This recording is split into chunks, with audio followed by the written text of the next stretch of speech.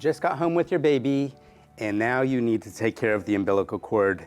And if you're like most parents, you're thinking, I really don't want to touch that thing.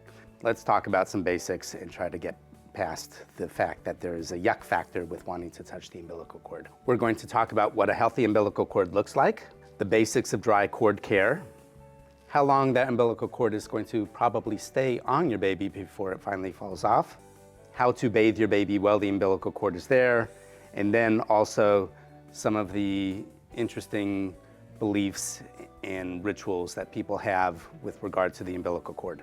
Some of these customs are fascinating. So what does a healthy umbilical cord look like? If you pull up just a little bit and take a look at the skin around, you should notice no redness, no pus, no or maybe just a little bit of bleeding. Gently pull on that cord and take a look. That cord will typically stay on your baby for about 2 weeks. When it falls off, there should be no lumps or bumps around the area, maybe a little bit of dry blood and that you will eventually clean away, and we'll talk about that later. Once the cord separates, there might be a little bit of oozing of some clear or slightly discolored fluid for the next couple of days, and then within 1 to 2 weeks, everything should heal up and your baby will have just a normal belly button like all babies have. Remember, up to 2 weeks. I know, I repeat myself a lot. When your baby was born and possibly in the hospital, they talked about dry cord care. What is dry cord care? Well, it's exactly what it says it is. You really don't need to do anything to the umbilical cord once the baby is out. In the hospital, ideally, the baby's cord was cut with sterile scissors or a sterile knife. This day and age, many places don't put anything around the umbilical cord. Some places will put some chlorhexidine or another substance to help kill some bacteria. Chlorhexidine is a big word, but it's simply like rubbing alcohol. It's a disinfectant that kills germs.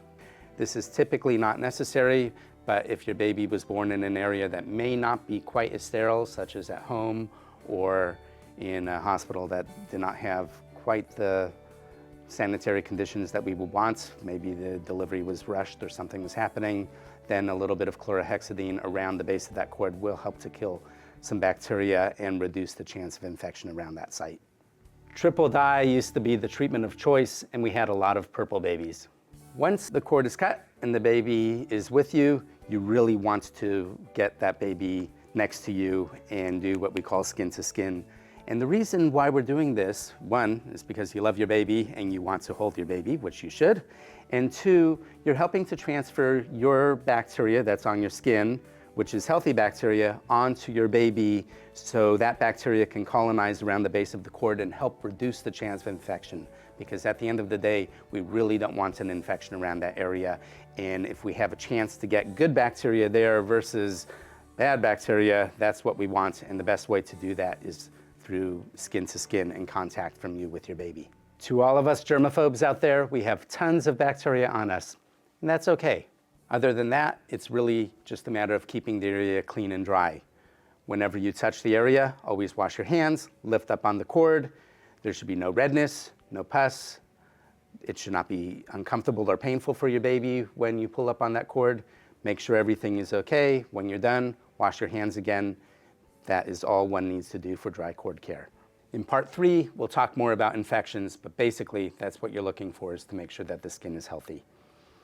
Once you're done, put the diaper back on. For little boys, be sure to fold that penis down, not up, or else you will be peed on. I don't think you want to be peed on, and that's all you have to do. Now wash those hands.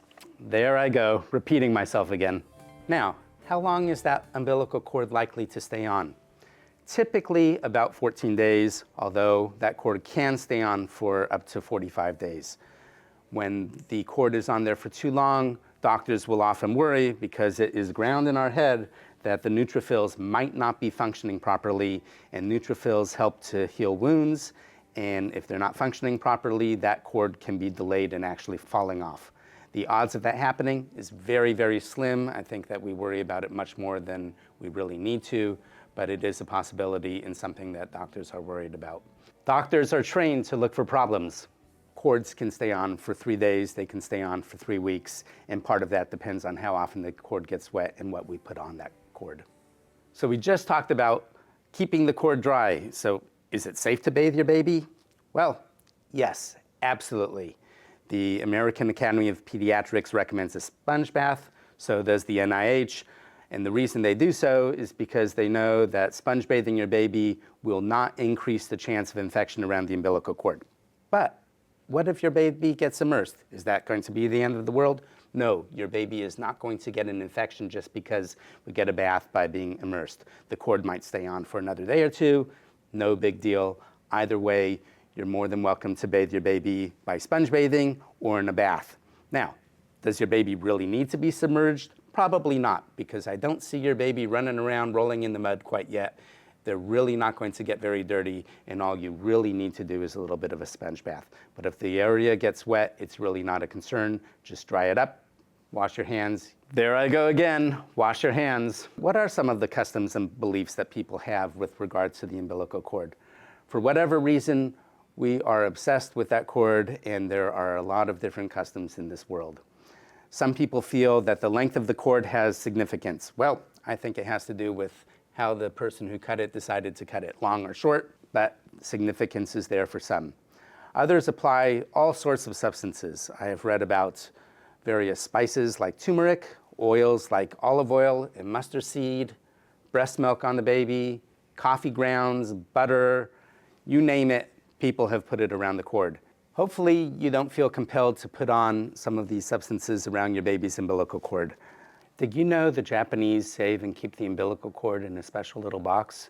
They feel that there is a bond between the umbilical cord and the baby, and by keeping the umbilical cord healthy, they're keeping the baby healthy. It's actually very precious.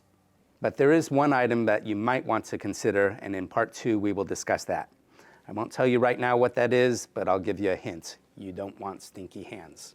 I appreciate your shares and likes. And wash your hands.